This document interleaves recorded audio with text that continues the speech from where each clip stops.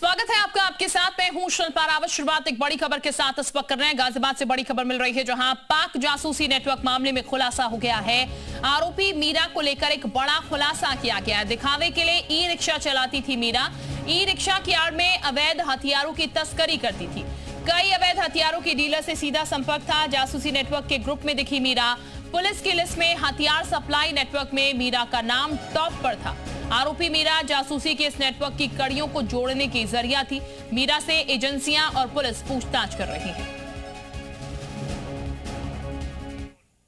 Police के मुताबिक गिरफ्तार आरोपियों के पास से 3 मोबाइल फोन बरामद किए गए हैं, जिनमें अहम डेटा होने की आशंका जताई जा रही है।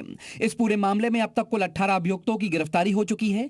चौंकाने वाली बात यह कि गिरफ्तार नाबालिग इस गिरोह में अहम भूमिका निभा रहा था। फिलहाल पुलिस पूरे नेटवर्क को खंगालने में जुटी है और अन्य संदिग्धों की तलाश भी जारी है।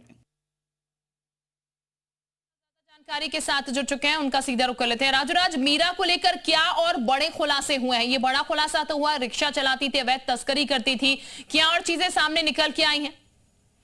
देखिए, मीरा नाम की एक महिला को गिरफ्तार किया गया और मीरा मूल रूप से मथुरा की रहने वाली है। लेकिन जिस व्हाट्सएप ग्रुप की बात हो रही है, जिसमें से डायरेक्ट पाकिस्तानी हैंडलर से बातचीत होती थी, उस ग्रुप की एक्टिव सदस्य मीरा थी। और उस ग्रुप में जो पाकिस्तानी हैंडलर हैं डायरेक्ट बातचीत करते थे और उस ग्रुप में कैसे हथियारों की सप्लाई करनी है, तमाम बातचीत में मीरा का अहम रोल है। इसलिए आप कह सकते हैं कि मीरा एक महत्वपूर्ण कड़ी है इस पूरे नेटवर्क मामले में।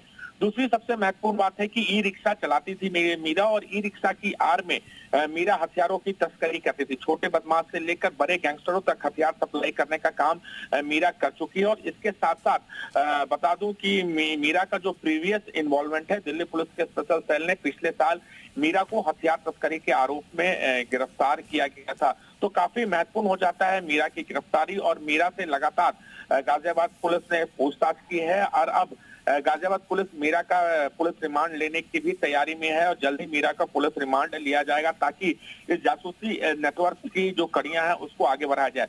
दूसरी सबसे महत्वपूर्ण बात है कि इस पूरे मामले में जासूसी नेटवर्क में जैसे जैसे गाजियाबाद पुलिस की जांच आगे बढ़ी है, वैसे वैसे तमाम नए खुलासे हुए हैं।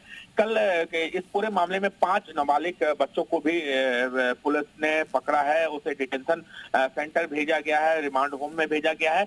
लेकिन नाबालिग बच्चों को ये टास्क दिया जाता था कम पैसे के लिए, क्योंकि वो रेहड़ी पट्टी पर सामान बेचने का काम करते थे। उनको टास्क दिया जाता था, कहीं पर सीसीटीवी कैमरा इंस्टॉल करने की जिम्मेदारी दी जाती थी और डायरेक्ट पैसे दिए जाते थे। और बच्चे भी पैसों की लालच में आकर, चूंकि जरूरतमंद होते हैं, पैसों के लालच में आकर इनके लिए काम करते थे। लेकिन उन्हें ये नहीं पता था कि उनसे क्या काम कराया जाता था। तो छोटे और गरीब बच्चों का इस्तेमाल करता था और इस काम में सुहेल का बहुत महत्वपूर्ण रोल था। जितने भी बच्चे गिरफ्तार हुए उसमें से ज्यादातर कौशाम्बी के भोवापुर इलाके के ठीक, यानी कि काफी चीजें सामने निकल के आई और जाहिर तौर पर आगे भी अब आने वाली है जब पूछताछ और होगी। बहुत शुक्रिया आपका राजूराज, तमाम जानकारी देने के लिए।